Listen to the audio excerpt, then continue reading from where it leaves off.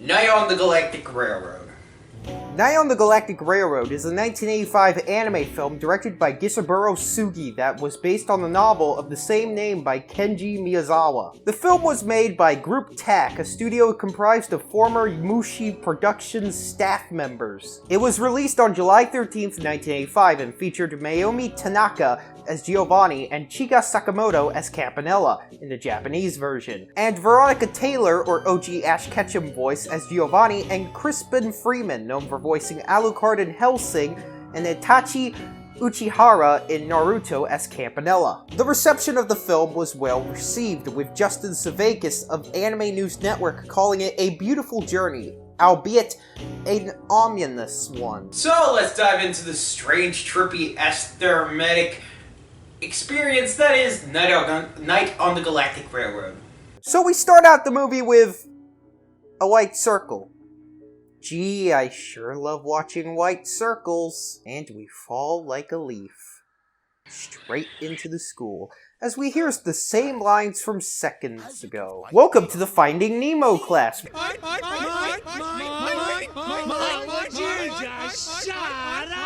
Where we are greeted to our main characters, Giovanni and Campanella, where they start off with a spelling contest. It is revealed that Giovanni's father was thrown in jail for an supposed illegal expedition trip to the north. Hearing Zanelli, the gimmicky school bully that appears in every movie, talk about this makes Giovanni angry. Just like me when somebody decides to be a dick on me in a video game.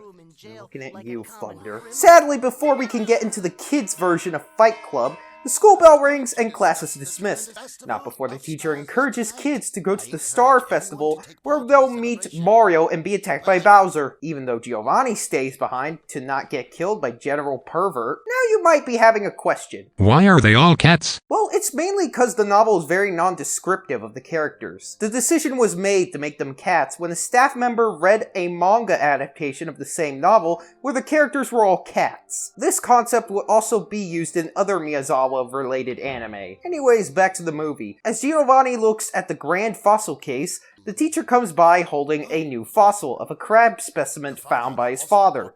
They leave to do their own things, Giovanni's being that he works at a newspaper factory and having a more adult jobhood, making him a social outcast. Campanella is the only one apart from his teacher, mother, and sister that cares for him. He gets paid his fee for his job and goes to buy with it milk and bread for his mother. The clever thing about this whole thing with Giovanni's mother is that she is never seen. We can only hear her voice, and that really gives good mystery about her. That night, after his errands, Giovanni goes to visit the Star Festival, only to be greeted by the local jerk who mocks him about his father. Oh boy, here we go. Giovanni then rushes into, a creepy lady saying stuff about a train and an Indian ritual? Next thing I know, Satan is gonna appear on my doorstep. And look, Zanelli is there again to mock him, leaving Giovanni going to a hilltop in the outer skirts of town to sulk.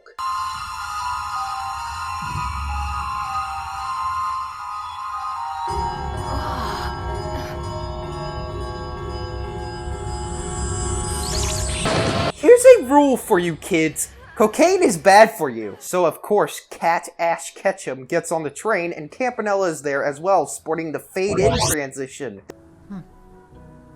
His father came by to get him. What's wrong? Your coat is all wet. This seems suspicious. But that's okay. Swan Station is coming up soon. I love to watch swans. They're so beautiful. I can spot them from miles away as they glide across the river. What a neat map. Where did you get it from? It looks like it's made out of obsidian. I got mine at the Galaxy Station. Nah, you got it from magic. The first segment, aboard with Campanella, is with Giovanni recollecting that she is thinking about him before Campanella talks about his mother before we get intervened by the cross of Jesus. The second segment involves Campanella and Giovanni walking around this station called Swan Station, all with trippy LSD lights. And now we begin the LSD trip. Please take your seats. They soon find themselves at some big mouth with teeth as they investigate the water. Turns out the water has a bunch of crystals as sand. What is it? It's a walnut. Just look, they're everywhere. This place can grow walnuts! They meet an architect whom yells a lot, and then leave to get back to the train immediately after his discussion of how old the fossils are. They get back to the town landscape they were at before seeing it turned to stone. Back on the train after running in the 90s to it.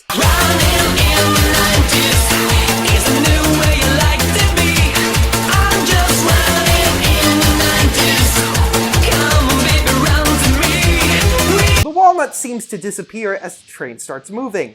This train just said, "Fuck you to Father Time." Bird Captanto, or Bird Happer, thank you Google Translate, starts with an old man coming to sit next to Giovanni. Oh hey, look, it's a beetle with a very ominous shadow. Bird catcher, so I get off next. What do you do with them after you catch them?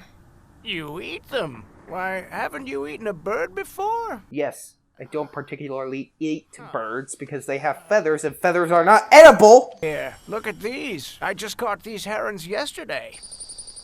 That's not a herring, that's candy. Magnificent herons! Huh? Where did you come from? Huh? Ah, yes. This is my stop. The Star Trek teleportation mechanism actually worked! It's raining birds from out of the sky. Birds. No need to ask why. At this point, Giovanni becomes suspicious of this train. Next segment, the blind radio engineer, starts with... Okay, I'm sensing a pattern. Blind radio engineer, bird happer, all of these are characters in the story. The titles are the segments in which they get introduced in. That's a pretty clever idea from the studio that made this, and I quite like it. The segment ends with them getting some sort of code from the blind radio engineer. The text reads, "God to the near, even though it be a cross, if me still all my song shall be." This is actually a quote from a hymn titled "Nearer My God to Thee." The next segment is about the Albireo's Observatory. So, to summarize, the hymn was played during the sinking of the Titanic with a violin. Damn, that's a big D. I'm scared now. Then we get to the Ticket of Giovanni. This is a segment of Giovanni giving a ticket to the engineer. Nothing special until we learn what Giovanni's ticket is. Giovanni's ticket can take him anywhere he wants and is an extremely rare ticket. And the bird harer disappears, leaving Giovanni wanting to have talked to him more. Giovanni felt he was interrupting him a lot, leaving him to not talk to him a lot. Then... Pomoj? Or apples. Before I go on with the movie, I'll have to mention that all the subtitles in this film are Esperanto, a very widely spoken, constructed, international auxiliary language. Back to the movie. We get introduced to people from the Titanic who drowned in the action.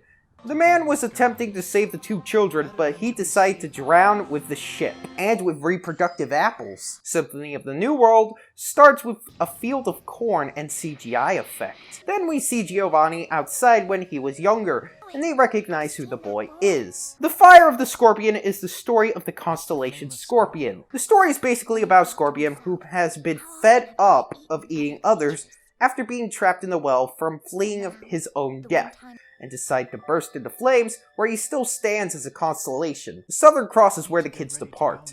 One of the kids wanted to stay, but he couldn't because they needed to get to... heaven? And then we see, oh sweet mother of light, this burns my eyes! This is like changing your Discord setting to white. Very displeasing to the eyes. The segment ends with Giovanni wanting Campanella to stay with him forever, which leads Campanella to cry. The coal sack is the end of the universe, basically. The true heaven, as they say. Campanella says that his mother is waiting for him there. Well, I hope Campanella doesn't go to join his mother, son of a bitch! So Giovanni starts chasing after Campanella until Campanella locks the door and says goodbye to him. Giovanni becomes very depressed and starts crying to "What the fuck?"